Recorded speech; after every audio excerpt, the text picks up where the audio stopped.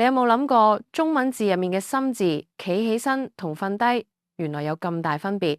今日我哋一齊嚟睇下啦。呢個係心小精靈，平時肥嘟嘟，好可愛。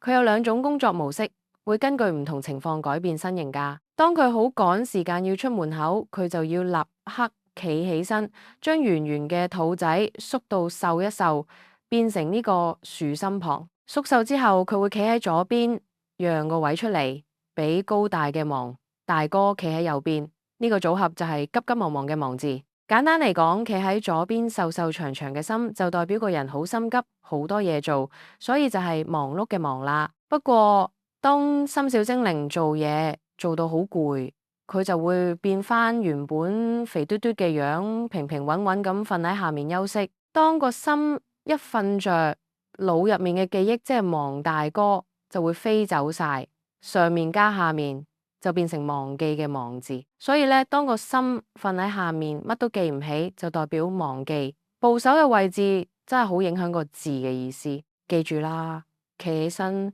瘦瘦，喺左邊嘅就係好急嘅忙，瞓喺下面休息嘅就係記唔住嘅忙，係咪好易記呢？